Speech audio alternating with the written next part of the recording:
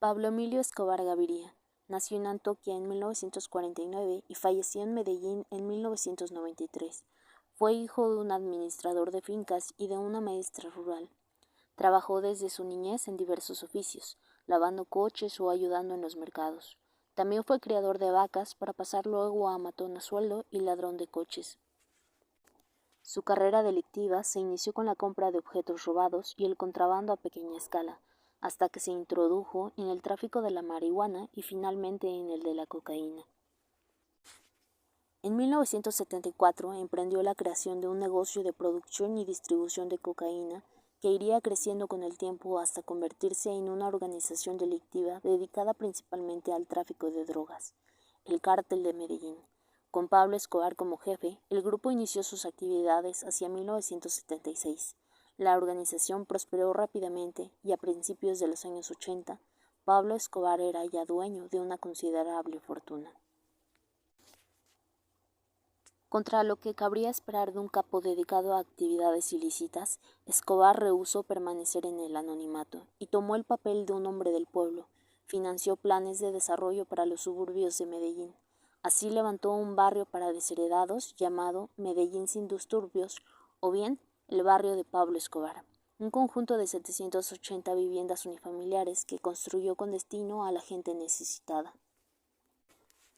El narcotráfico, que en su afán de adquirir poder y capacidad de manipulación, había más de una ocasión aportado dinero para las campañas parlamentarias y presidenciales, intentaba ahora penetrar en el corazón de la sociedad colombiana, involucrándose directamente en la política. En 1982, Pablo Escobar logró ser elegido diputado suplente del parlamentario Jairo Ortega en el Congreso de la República. Pero la coalición del nuevo liberalismo estaba liderada por un político honesto, Luis Carlos Galán, quien al tener noticia de las actividades criminales de Escobar, denunciadas por el rotatorio de El Espectador, lo expulsó de su movimiento.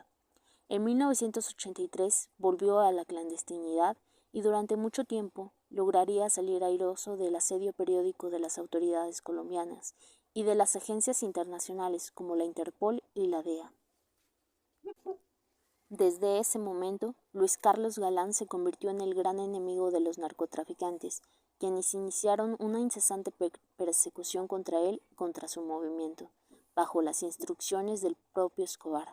La clase política que hasta entonces no había puesto reparo al usufructo de los dineros del narcotráfico, se sintió o fingió sentirse ofendida y amenazada ante el auge de Escobar y demás miembros de los cárteles de la droga. Pero quien más protestó ante una eventual incorporación de los narcotraficantes a la vida política del país fue Estados Unidos, principal consumidor de la droga que exportaba Escobar.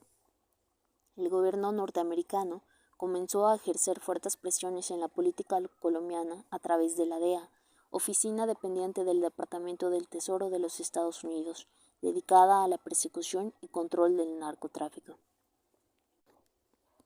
El embajador norteamericano en Colombia, Lewis Stamp, fue el encargado de rechazar cualquier acercamiento con los narcos y pidió de manera formal su extradición como medida coercitiva, vinculando ya entonces el narcotráfico con la guerrilla. Se dio un gran debate en favor y en contra de la extradición. Los narcos, en cabeza de Pablo Escobar, acuñaron una frase famosa: preferimos una tumba en Colombia a una celda en Estados Unidos. El presidente Betancur y el procurador Carlos Jiménez Gómez se manifestaron en contra de la extradición de nacionales a Estados Unidos, pero un hecho vino a cambiar la situación. El 30 de abril de 1984, el ministro de Justicia Rodrigo Lara Bonilla, partidario de la extradición y miembro del nuevo liberalismo, fue asesinado por la mafia. El gobierno de Betancur declaró la guerra al narcotráfico y muy especialmente al Cártel de Medellín, que desencadenó como respuesta una ola de asesinatos en la que caerían líderes populares y agrarios, diputados, senadores, periodistas y jueces, candidatos a la presidencia y muchos otros personajes de la vida nacional. Entretanto, al frente del Cártel de Medellín, Pablo Escobar había llegado prácticamente a monopolizar el tráfico de droga colombiano, controlando buena parte de las rutas marítimas que unen el país sudamericano con Estados Unidos. La situación no mejoró bajo la presidencia de Virgilio Barca. Seguía pensando la amenaza de extradición sobre Pablo Escobar y otros jefes mafiosos, que empezaron a ser llamados los extraditables, y siguieron llenando de cadáveres al país, convirtiendo la acción criminal en un mecanismo de extorsión y presión contra el Estado. El cártel de Medellín sembró el pánico, colocando coches bomba en las principales ciudades para obligar al gobierno a abolir la extradición de colombianos a Estados Unidos. Sus sicarios protagonizaron multitud de atentados y asesinatos, en algunos de ellos masivos, que conmovieron a la opinión pública mundial. En 1989, en un atentado contra la sede del Departamento Administrativo de Seguridad, perdieron la vida alrededor de 70 personas. El director del incorruptible diario El Espectador, Guillermo Cano, fue asesinado en 1986. La misma suerte corrieron 3 de los candidatos a los comicios presidenciales de 1990, el citado Luis Carlos Galán en 1989 y un año después, Carlos Pizarro León Gómez, líder del M-19, y Bernardo Jaramillo Ossa, líder de la Unión Patriótica. Finalmente, durante la presidencia de César Gaviria, se aprobó la Constitución de 1991, en la que quedaba prohibida la extradición de ciudadanos colombianos. La inclusión de esta norma, que molestó a Estados Unidos, suponía una garantía de máximo nivel jurídico y dio pie para que Pablo Escobar y otros miembros del cártel de Medellín, como Jorge Luis Ochoa y sus hermanos, decidieran entregarse a la justicia colombiana. En unas negociaciones previas, se habían acordado condiciones bastante favorables para Escobar.